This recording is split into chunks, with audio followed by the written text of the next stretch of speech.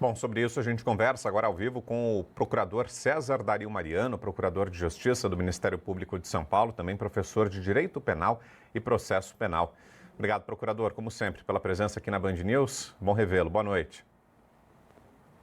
Boa noite, Vitor. Boa noite aos telespectadores. Fico à sua disposição. O procurador, agora começa a se falar em Brasília, ainda reservadamente, dessa possibilidade de afastamento do ministro Dias Toffoli, como a gente viu aí na reportagem do Túlio Amâncio. E parece que seria o caminho mais conveniente, de fato, diante de todas as informações que surgiram desse manto de suspeição que foi jogado sobre o ministro. Primeiro, aquela informação sobre a viagem que ele fez num jatinho ao lado de um dos advogados do Banco Master para assistir a final da Libertadores no Peru. Agora, a revelação de negócios entre a família do Daniel Vorcaro e a família do próprio Dias Toffoli, o cunhado, aliás, do Vorcaro colocando dinheiro num resort, num empreendimento hoteleiro da família do ministro Toffoli. Isso tudo cria, de fato, um constrangimento. O afastamento do ministro seria o caminho ideal, procurador? Pois é, Vitor. Isso é uma coisa que já está sendo discutida há bastante tempo. No meu modo de ver, sim, ele deveria, esponte própria, espontaneamente, se afastar. Porque, como eu costumo dizer aos meus alunos, isso já era dito por César há 2.300 anos atrás. Não basta que a mulher de César seja honesta, ela deve parecer honesta.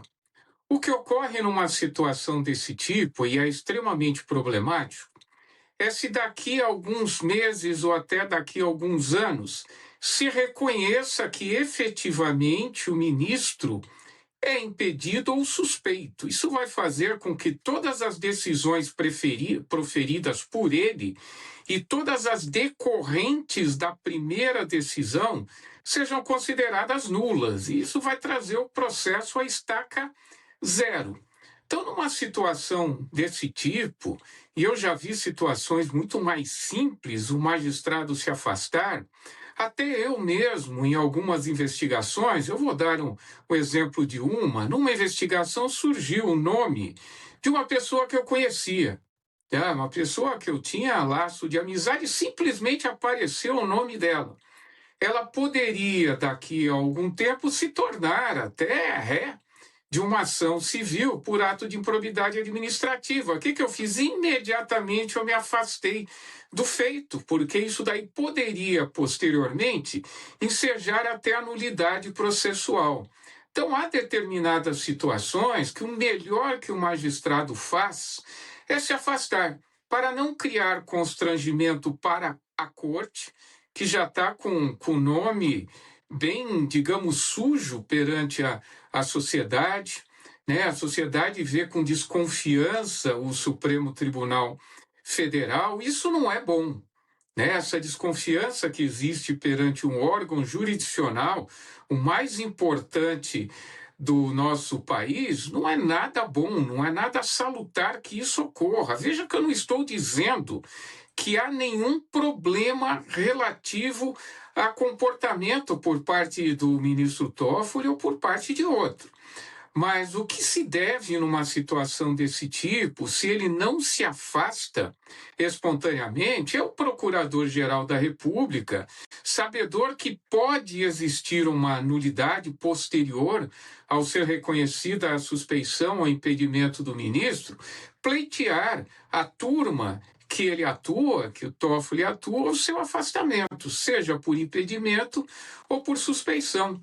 Suspeição, ela ocorre quando o magistrado está subjetivamente ligado a qualquer das partes, seja na fase inquisitorial, seja uma pessoa que é suspeita ou está sendo investigada, ou seja a réu numa ação penal, numa ação civil, a depender da hipótese. Impedimento já diz respeito à ligação do magistrado com o processo, como ocorre quando há pessoas envolvidas e ele teria interesse no desfecho do caso. Isso daí pode ocorrer se algum parente seu que esteja sendo investigado ou é suspeito. Então, essas duas hipóteses, elas podem efetivamente levar ao afastamento do magistrado. Se o magistrado não se afasta, pode ser proposta uma exceção, seja uma exceção de impedimento, uma exceção de suspeição. Isso na fase processual. Na fase procedimental, um pedido fundamentado do Procurador-Geral da República, primeiro para que ele se afaste, dizendo os fundamentos. Caso ele não se afaste, a turma julgadora pode fazê-lo, porque não é bom para o processo, não é bom para o Brasil e não é bom principalmente para o nome da Suprema Corte, que haja essa pecha de que o processo, não estou dizendo que isso está acontecendo, estaria sendo direcionado. Agora, procurador, queria ouvi-lo sobre um outro ponto, que é a questão do sigilo que foi decretado sobre as investigações, decisão, aliás, do próprio ministro Dias Toffoli. A gente tem uma reclamação, por exemplo, da CPMI do INSS, que está requerendo acesso a alguns dados das quebras de sigilo do Banco Master. A CPMI afirma que existem conexões entre esses crimes investigados, tanto no escândalo do Master quanto no escândalo do INSS, e que por isso seria necessário o acesso. E, no caso do Master, não só esses documentos que a CPMI quer, mas todos, né, foram colocados sob sigilo pelo ministro Dias Toffoli. Qual a avaliação do senhor sobre isso, procurador? É um procedimento normal? É algo razoável nessas circunstâncias? Ou não? Houve excesso também do Supremo Tribunal Federal em relação a isso? Qualquer procedimento investigatório, ele é sigiloso por natureza, né? Um processo é o contrário. O processo é público e pode ser decretado sigilo em determinadas hipóteses. Já um procedimento investigatório, ele é sigiloso por natureza para não atrapalhar as investigações. Esse sigilo, ele não pode ser imposto às partes que estão sendo investigadas, os suspeitos, os seus advogados e ao próprio Ministério Público. O que ocorre numa situação desse tipo, nós deveremos verificar os motivos que levaram à decretação do sigilo. Tá? Então, esse sigilo, da forma que foi colocado, está impedindo, inclusive, a investigação por parte da CPMI do INSS e outros casos. Então, vamos lá. O sigilo ele pode ser decretado em duas situações. Questão da intimidade dos envolvidos, né, para que isso daí não fira a intimidade dos envolvidos, que esse é o menos problemático, porque se há um sopesamento de bens e interesses, né, de um lado tem a intimidade dos envolvidos, do outro nós temos o direito público à informação. Numa situação desse tipo, quando interessa a todos os brasileiros, que eles querem saber o que está acontecendo, haja vista que há milhares de pessoas prejudicadas, eu não tenho a menor dúvida que nesse sopesamento de bens e interesses prevalece o interesse dos brasileiros, direito público à informação. A outra situação é para que isso daí não atrapalhe as investigações, o que é normal num procedimento. O que não me parece normal é sonegar de outra, ou de uma CPMI, ou de qualquer outra grupo que esteja investigando os mesmos fatos, documentos, provas que possam interessar. Porque numa situação que ocorre dessa forma, há uma transferência do sigilo. Simplesmente o sigilo que existe no procedimento investigatório que ele está presidindo de forma não usual, inclusive esse sigilo vai ser transferido para o outro procedimento investigatório, de uma CPMI, de uma CPI, de uma comissão, o que seja, o que normal acontecer. Isso é muito comum ocorrer, essa transferência de sigilo. Agora, um procedimento investigatório ele já é sigiloso por natureza. Então, eu não vejo nenhum problema numa situação desse tipo.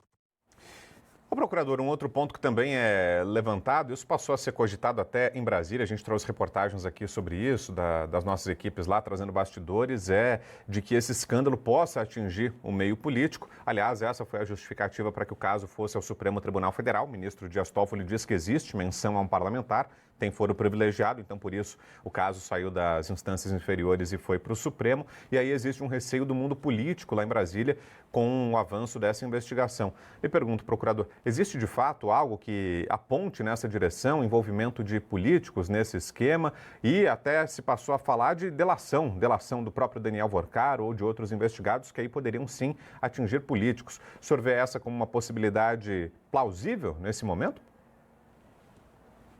Deixa eu fazer a primeira observação de o porquê desse procedimento estar no Supremo Tribunal Federal. Há apenas uma menção, tá? Uma menção a um parlamentar federal, um deputado federal, que ele estaria envolvido pelo simples fato de existir um compromisso de compra e venda do imóvel na Bahia.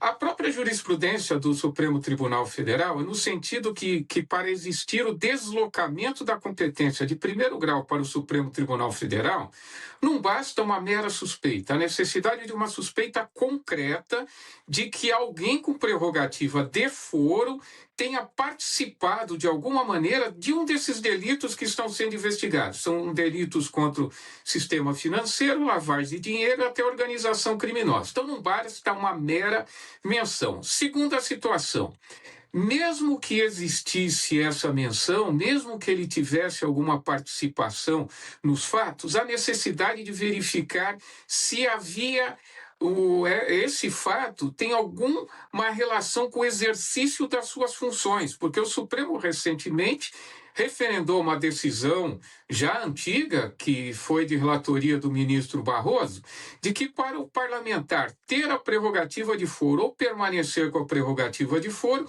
o ato praticado deve ter qualquer tipo de relação com o exercício das suas funções, o que me parece muito pouco provável. Então, não basta uma mera menção a um parlamentar, senão daqui a pouco o Supremo vai ser depósito de tudo quanto é tipo de investigação, que basta um nome de um ministro citado por alguém ou de um deputado citado por alguém. Não é assim que funciona. Deslocamento de competência quando há uma fundada suspeita de participação de alguém que tem a prerrogativa de foro, não uma mera menção. Porque essa menção pode ser de uma testemunha, pode ser de uma vítima, pode simplesmente ter aparecido esse documento lá, ou esse documento ter sido colocado de forma proposital por alguém para que haja deslocamento da competência. Então, não é assim que se desloca a competência para o Supremo Tribunal Federal. Efetivamente, se houver uma delação, uma colaboração premiada, nós poderemos ter diversas surpresas. Efetivamente, isso pode ocorrer. O que é uma delação, uma colaboração premiada, para os telespectadores entenderem? Toda vez que há notícia de participação de diversas pessoas, principalmente de organização criminosa, e alguém é preso, ou alguém é investigado, oferece-se a essa pessoa benefícios processuais. Benefícios que pode ser redução de pena, pode ser extinção da punibilidade ou até um não oferecimento de uma ação penal, para que essa pessoa traga provas que demonstrem o envolvimento de outras pessoas mais importantes do que ele. Não adianta trazer alguma informação para pegar bandido pé de chinelo. Tem que ser alguém mais importante para que se recupere bens, para que se recupere valores, para que se possa desbaratar uma organização criminosa, e com isso daí vai ser feito um acordo. Esse acordo entre a defesa e o Ministério Público, depois que trouxer as partes, né, no caso, o acusado trouxer todas essas provas, vai ser feito um caderno, isso vai ser levado para o magistrado, e o magistrado vai poder homologar ou não esse acordo. Homologando esse acordo, ele passa a ter validade jurídica. Não homologado, normalmente por algum problema técnico, retorna ao Ministério Público, que corrige, e o magistrado homologa ou não esse acordo. Se não homologar, há recursos, há aquela briga jurídica toda. Mas o que acontece é que o Ministério Público vai arrumando até que o magistrado entenda que está correto, homologue esse acordo. E numa situação dessa, como ocorreu na Lava Jato, nós poderemos ter muitas surpresas. Nós poderemos ter muitas pessoas graúdas que passam a ser investigadas e que podem até ser